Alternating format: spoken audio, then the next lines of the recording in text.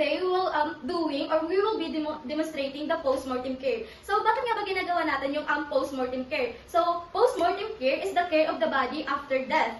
It is also to prevent discoloration, tissue damage, or deformities. First one, we need to do the assessment. So we need to determine the following on the client's family. So first one, we need to take into considerations the different cultures, backgrounds, and religious beliefs. The second one is we need to maintain sensitivity to personal, religious, and cultural beliefs in this process. And the third one is we need to ensure that the family are done with their practices and we do not interrupt in their practice. So the fourth one is we need to determine if medical practitioner requests for an autopsy. And lastly, we need to validate the status of the request for organ or tissue donation. The next one, we need to gather all our equipment or organize the equipment that we will be needed in the process to avoid delays and interruptions. So we have here a disposable gown and a face mask, and also a clean gloves to protect the nurse between the patient's body. And we also have here a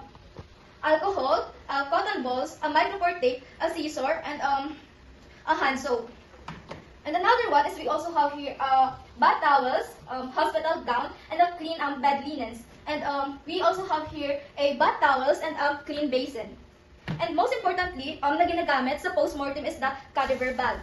So the next one, we need to proceed in the implementation. We need to verify from the chart of the following to confirm if death is declared by medical practitioner, and note the type of death. If autopsy is requested, validate for any organ retrieval and donation if planned. We need to consider the religious and cultural beliefs during the process. We need to assemble all necessary equipment needed and bring to the patient's room. Prepare and label tags. So the third one is we need to explain to the family about the post-mortem care and procedure and the transfer of the body of the mortuary and ensure that they agree. So the fourth one is we need to verify the patient using the two identifiers. And last one, we need to follow the facility infection control practice for marking a body that possess an infection risk to others. So the next thing to do is put a sign outside of the door in the hallway. Make sure na ayun po yung unang gagawin po natin. And the second one is we need to prepare water for the bed bath. So lalagyan po siya natin na malinis na water yung basin po natin. Second one is we need to perform a hand hygiene.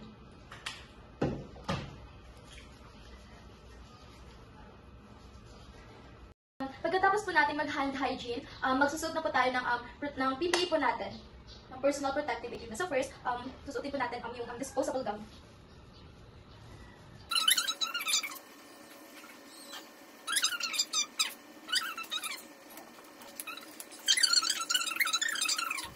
So in a hospital, we need to raise the bed and flatten it out. But because it is only for small demonstration and we don't have a hospital bed, so nag-DIY lang po kami. So hindi po namin siya maiangat or mapa-flat yung bed. So after po nun, after natin ma-raise and ma-flatten it out yung bed, we need to remove all the sheets, blankets, and the gown from the patient.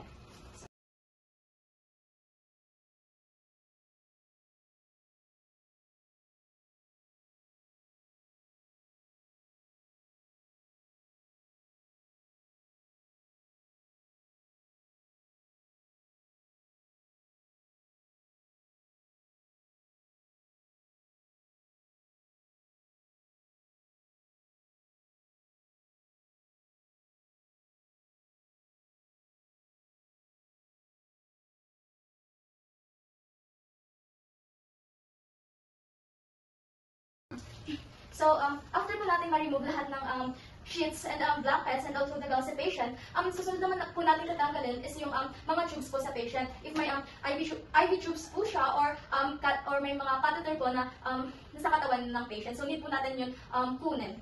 And after po nun, i-remove po natin yung glasses or dentures ng patient if meron man po silang ganon.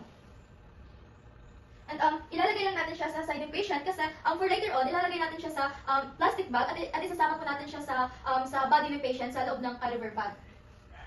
Another one is if it is culturally appropriate, maglalagay po tayo ng rolled up towel sa chin ng patient. It is para po ma-close yung mouth ng mga patient kasi there are some patient po na nakabukas lang yung mouth nila when they die.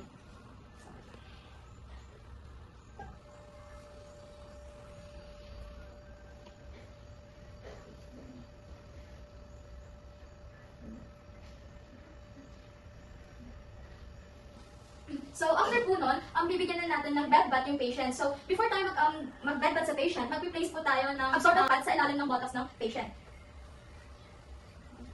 So, after po nun, bibigyan na po natin ng bed bath yung patient. Yung bed bath po na gagawin natin is katulad lang din po kung paano po yung bed bath na ginagawa natin sa mga patient na still alive.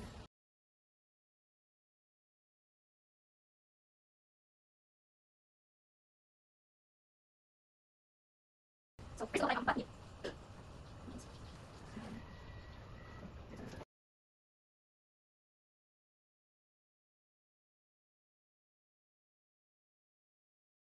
So after po nun, ganun din po yung gagawin natin sa kabilang side.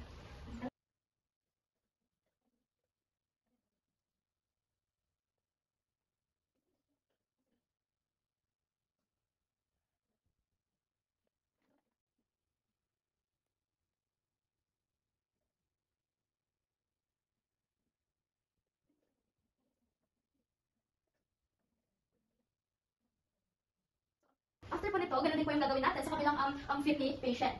So the next one is yung back naman ni patient.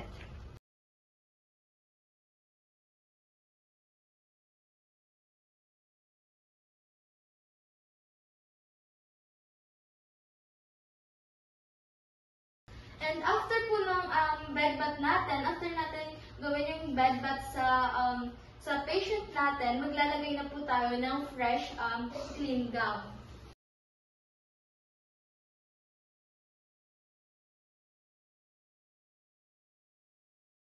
After po natin malagyan ng fresh or clean gown yung pasyente natin, ipakap po natin yung hair nila. It is for the patient, para maging presentable pa rin po sila tingnan.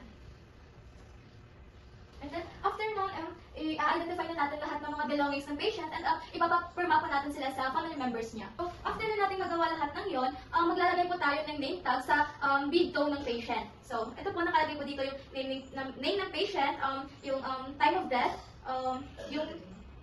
yung day to day, and as well as yung physician or yung doctor na nag-confirm ng death ng patient.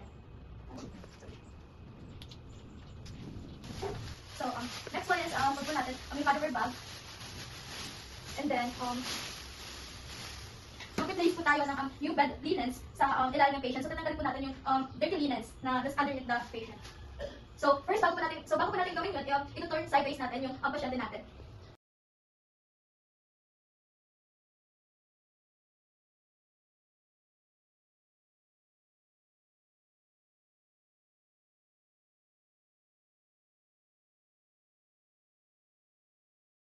So, after po nun, maglalagay po tayo ng identification card sa zipper ng cadaver bag. And then also, huwag po natin kalimutan na yung mga belongings ng patient is isasama natin sa loob ng bag. So, kanina may kinuha tayong glasses, ilalagay po natin siya dito sa loob.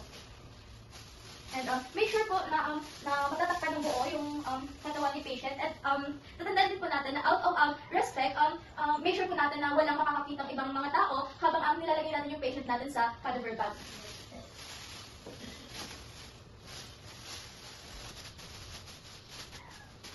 So after po nun, we need to ensure that the prompt transportation of the patient's body in the mortuary has been arranged. And we also make sure yung i-observe po natin yung family, yung friends or relative ng patient, i-observe po natin yung responses nila sa death and sa loss ng patient or ng family nila. And syempre we need to provide support if needed. So, after po matapos or ma-ensure ma-ensure or mailagay ng maayos sa cadaver bag or matapos yung post-mortem care sa patient, i-ensure po natin or natanggalin natin ng maayos yung ginamit natin. So, i-discard po natin ng maayos yung gloves. Discard.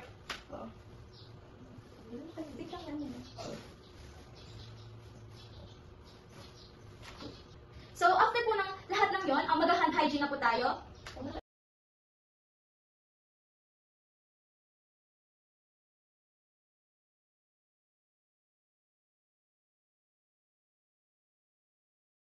So, after nating ma-discard, yung mga use supplies such as yung PPE, pagkatapos nating makapag-perform ng hand hygiene, huwag po nating kalimutan na i-document yung mga procedure natin sa patient's record.